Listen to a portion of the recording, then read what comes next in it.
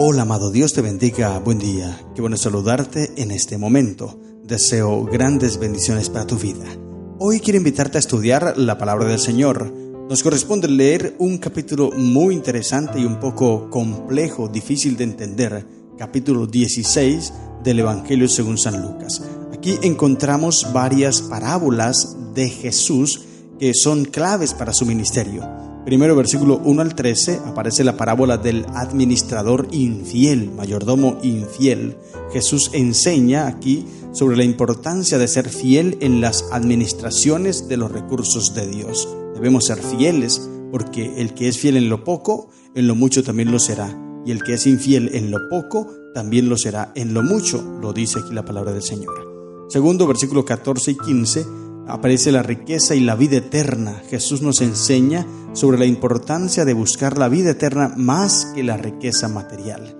Tercera lección o tercer mensaje que aparece, versículo 16 y 17, la ley y el reino de Dios. Jesús enseña sobre la relación entre la ley y el reino de Dios, que hasta que pasen el cielo y la tierra, dice, ni una tilde ni una jota pasará hasta que todo se cumpla. O sea, no pasará, la ley es eterna. Aquí hace este énfasis la palabra del Señor. Luego, versículo 16 al 18, aparece el tema del divorcio y la fidelidad. Jesús habla sobre la importancia de la fidelidad en el matrimonio y que el divorcio no es aceptado por Dios. Él quiere que el matrimonio se salve siempre. Y termina el capítulo con el versículo 19 al 31, hablando sobre la parábola del rico y Lázaro, una parábola bastante difícil de entender, pero Jesús enseña aquí sobre la importancia de la fe y la obediencia en esta vida para evitar la condenación de la vida eterna. No está enseñando aquí nada acerca del estado de los muertos, no, simplemente está hablando sobre las consecuencias, los resultados, y eso lo vamos a ver en un momentico. Te invito entonces a leer la palabra del Señor, reflexionar y poder llegar a un cambio total en tu vida. Recuerda que Jesús te ama y te quiere salvar. Dice Lucas 16, dijo también a sus discípulos, había un hombre rico que tenía un mayordomo y éste fue acusado ante él como disipador de sus bienes. Aquí está la parábola.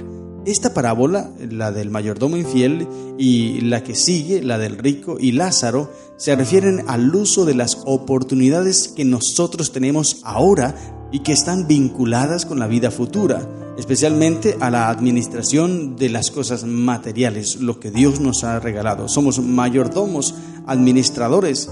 La parábola del mayordomo infiel, por ejemplo, fue dirigida especialmente y específicamente a los discípulos, mientras que la parábola del rico y Lázaro es anunciada mayormente para beneficio de los fariseos. La parábola del mayordomo infiel es un principio vital de una mayordomía honrada, el uso sensato, el uso diligente de las oportunidades que Dios nos da ahora. Eso es lo que nos enseña.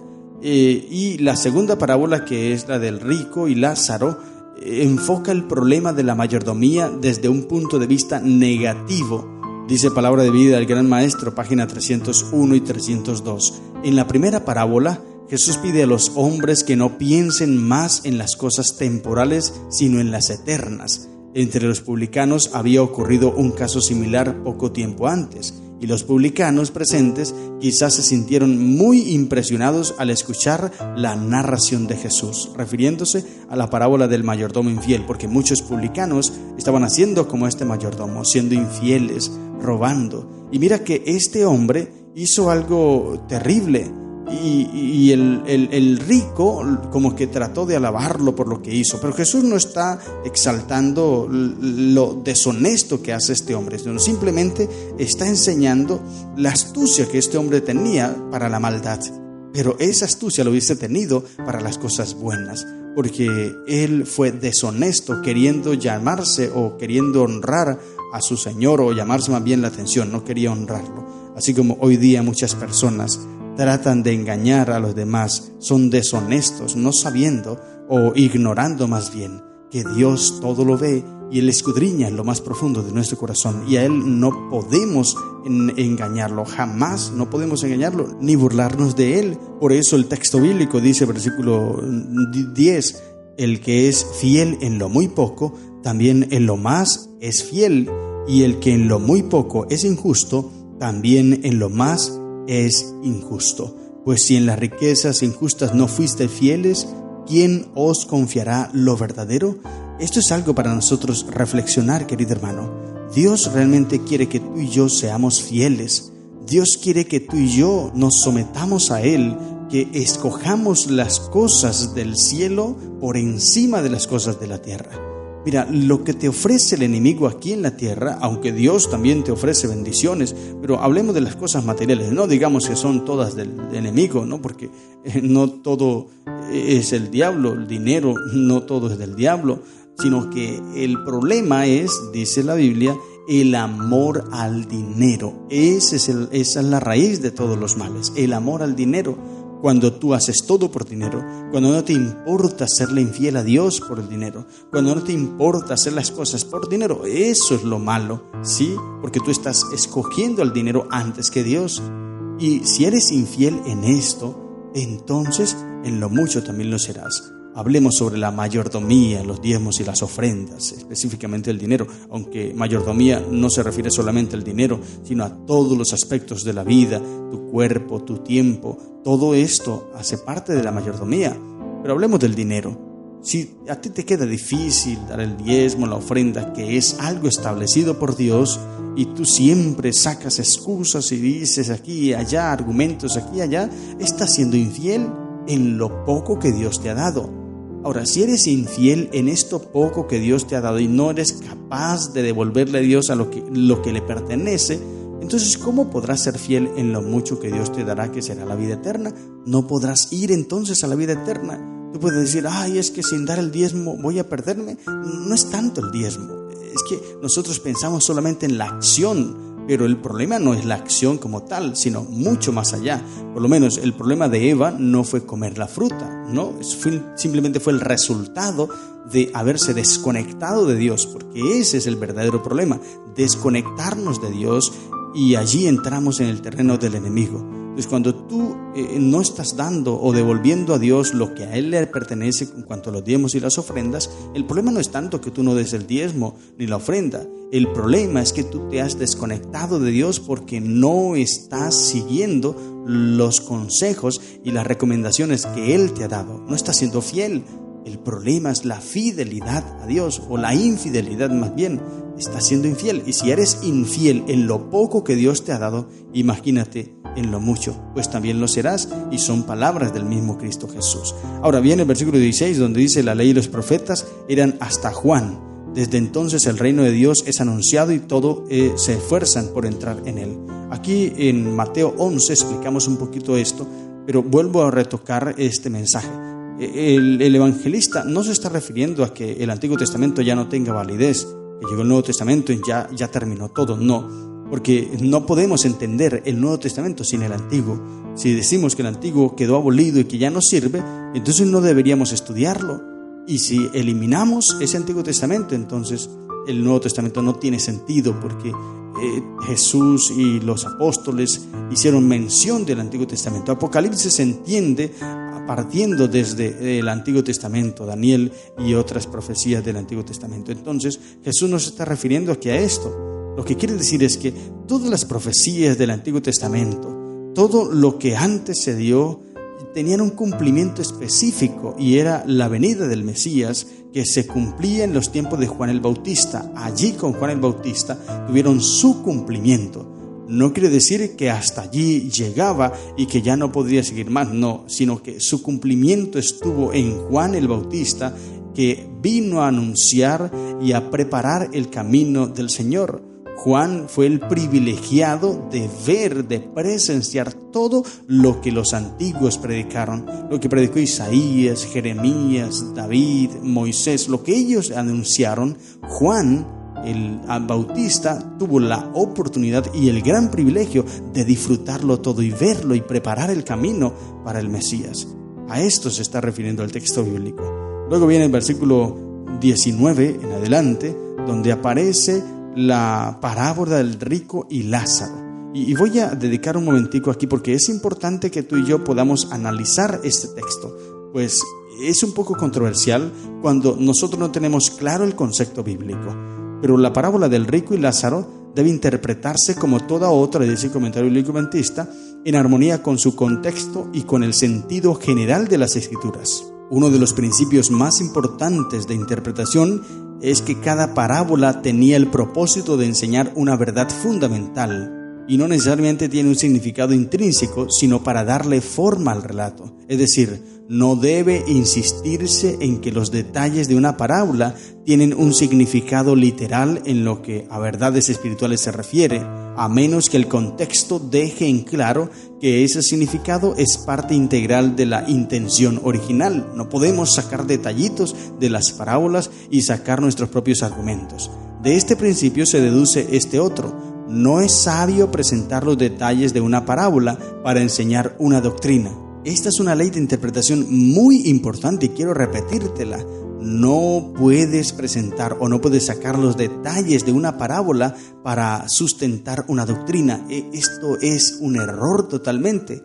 Lo que sí se puede hacer y lo que sí se puede tomar es como base doctrinal la enseñanza fundamental de la parábola. Esto sí, pero sacar detallitos para cimentar y fundamentar doctrinas es imposible, o eso es un error más bien. Como por ejemplo lo que han hecho hoy día, que sacan los detallitos, que el rico va al infierno y Lázaro va al cielo. Entonces de allí estos detallitos se pegan para sacar el sustento o la doctrina de la inmortalidad del alma, y que las personas que mueren y hacen lo malo van al infierno, a un lugar de tormento, y luego los que hicieron lo bueno van al cielo. Se basan a través de esta parábola, y esto es un error de interpretación bíblica, no se puede hacer. Pero entonces lo que sí se puede hacer es tomar como hace la enseñanza fundamental de la doctrina, según se deduce claramente de su contexto y se confirma por el sentido general de las Escrituras, junto con los detalles que se explican en el contexto mismo. O sea, no podemos irnos fuera de la Biblia.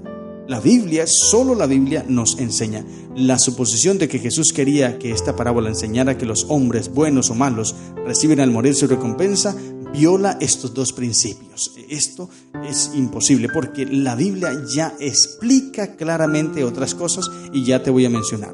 Según lo muestra claramente el contexto, esta parábola tenía el propósito de enseñar que el destino futuro queda determinado por el modo en que los hombres aprovechan bien las oportunidades en esta vida. Jesús no estaba tratando aquí el estado del hombre en la muerte, ni el tiempo cuando se darán las recompensas. Sencillamente Jesús estaba haciendo una clara distinción entre esta vida y la venidera. Esto es lo que Él está haciendo y muestra la relación de la una con la otra. Además, tratar de interpretar que esta parábola enseña que los hombres reciben su recompensa tan pronto mueren, esto contradice claramente la Biblia, pues Jesús mismo enseña allí en Mateo capítulo 16, versículo 27 y Marcos 25, 31 al 41. Allí dice Cristo: el Hijo del Hombre vendrá en la gloria de su Padre con sus ángeles y entonces pagará a cada uno conforme a sus obras. Nótese bien, el pago será cuando Cristo venga, no cuando la persona muera. Así que el sacar estos detallitos de esta parábola contradice totalmente una verdad clara que ya está en la Biblia. Por eso es un error tomar los detallitos de una parábola para sustentar nuestras doctrinas. Una de las reglas más importantes de interpretación es: los relatos y las expresiones figuradas deben entenderse a la luz de las afirmaciones literales de las Escrituras acerca de las verdades a las cuales se hace referencia. Aún aquellos que procuran hacer que esta parábola enseñe algo contrario a su contexto inmediato y al sentido general de las enseñanzas de Cristo, admiten que muchos de los detalles de la parábola son figurados. Y ya vamos a ver algunos detallitos donde estas personas que confirman o afirman más bien que esta parábola enseña sobre la inmortalidad del alma, algunos detalles en los cuales ellos tienen problemas. Ya vamos a verlos. Cabría entonces preguntarse por qué Jesús introdujo una parábola con ilustraciones figuradas que no representan con exactitud una verdad tan claramente expuesta entre otros pasajes bíblicos, y especialmente en las propias declaraciones literales de Él mismo. Jesús declaró muchas cosas que aquí en esta parábola como que aparentan contradecirse. La respuesta más clara es que Jesús estaba hablando a la gente de acuerdo con lo que ellos conocían. Muchos de los que estaban allí escuchando a Jesús no tenían el menor apoyo del Antiguo Testamento, o sea, no estudiaban la Biblia, no conocían. Habían llegado a creer en la doctrina de que los muertos están conscientes entre la muerte y la resurrección. Lo dice Palabras de Vida del Gran Maestro, página 206. Y esta falsa creencia, que no aparece en el Antiguo Testamento, pero tampoco aparece en el Nuevo Testamento, impregnaba en la mente, y no solamente en la mente, sino también en la literatura judía. Allí estaba esta enseñanza, pero no en la Biblia, porque en la Biblia no habla nunca de esto. Y a pesar que no estaba en la Biblia, pero sí en las tradiciones y en la literatura de los judíos, entonces, como otras creencias, esto se había convertido en parte del judaísmo en el tiempo de Jesús. Se enseñaba como una doctrina firme, fuerte. Por eso Jesús toma lo que ellos tienen para dar una lección y una enseñanza espiritual. En esta parábola, lo que hace Jesús es que se vale de una creencia popular para presentar con claridad una importante lección que deseaba inculcar a sus oyentes. También debe señalarse que en la parábola anterior, la del mayordomo infiel, Jesús no se había propuesto aprobar ni condenar la mala acción del mayordomo, aunque su conducta fue el punto central del relato. Sin embargo, el propósito de Jesús es dar otra lección. Por eso es, una vez más digo, no podemos tomar pequeños detalles de una parábola y separarlos y darle sus propias interpretaciones, porque así no se estudian las parábolas. Tiene que estudiarse el todo y sacar la lección que Dios quería dar a través de esa parábola, o Jesús más bien quería dar a través de esa parábola. Y a través de esa lección sustentada en la Biblia, entonces podemos nosotros cimentar nuestras creencias, doctrinas. La parábola en sí dice que había un mendigo llamado Lázaro que estaba echado a la puerta de aquel lleno de llagas. O sea, de aquel se refiere el rico, un hombre rico, y hacía cada día banquete con esplendidez, dice el texto bíblico. Y este hombre pobre, Lázaro, mendigo, dice ansiaba saciarse de las migajas que caían de la mesa del rico, y aún los perros venían y le lamían las llagas. Terrible. Palabra de Vida del Gran Maestro, página 234, dice: este rico, como la nación judía, no estaba haciendo ningún bien positivo y por eso era culpable de un grave mal. Se apropiaba de todas las ventajas que el cielo le había concedido, disfrutando solo de ellas para su propio placer y complacencia. Así que este hombre rico podría representar a la nación judía, que habían tenido todos los deleites, todos los placeres y todos los beneficios y privilegios que Dios podía concederles. Se vanagloriaron de esto, hacían banquetes, se sentían totalmente salvos y menospreciaban a los demás. Y este pobre podría representarse a los gentiles, que muchas veces querían recibir estos beneficios, querían recibir este mensaje, pero los ricos o los judíos se sentían ellos salvos y menospreciaban a los demás. Un ejemplo de estos, en el capítulo 10 de Hechos, podríamos ver cómo Pedro trataba a los demás como inmundos, y por eso le fue difícil comprender la visión, pero luego que fue y predicó allí a los gentiles, se dio cuenta de que no debía llamar inmundo a lo que Dios puede santificar, refiriéndose a los seres humanos, no a los animales. Sí, por eso te digo, cuando tú y yo no estudiamos el contexto de lo que tenemos en cuestión, pues nos vamos a equivocar mucho. Ahora, veamos un detalle donde muchos tienen problemas cuando interpretan que esta parábola se refiere a las personas que mueren y que van al infierno, y los que hacen lo bueno van al cielo. Veamos el problema que ellos tienen y no pueden responderlo, porque se equivocan al tomar detallitos y darle su interpretación. Pues ese no es el uso correcto de las parábolas. Versículo 24, ahí está el problema, mira lo que dice. Entonces él, dando voces, o sea, el rico, aquí ya les he hablado en que ellos mueren los dos, uno va al cielo supuestamente, bueno, no al cielo, sino al seno de Abraham. Aquí hay un error también. Sí, porque no es esta la recompensa. Era lo que tenían los judíos, que Abraham era quien les daba la recompensa, pero en la Biblia no aparece así, ni siquiera es Abraham. Hoy día algunos tienen que es Pedro, pero tampoco es Pedro, es Cristo Jesús quien da la recompensa. Dios Ahora, dice que el rico va al infierno supuestamente y el pobre va al seno de Abraham. Entonces dice el versículo 24, él dando voces, o sea, el rico, le dice: Padre Abraham, ten misericordia de mí y envía a Lázaro para que moje la punta de su dedo en agua y refresque mi lengua, porque estoy atormentado en esta llama. Aquí hay un detalle, mira.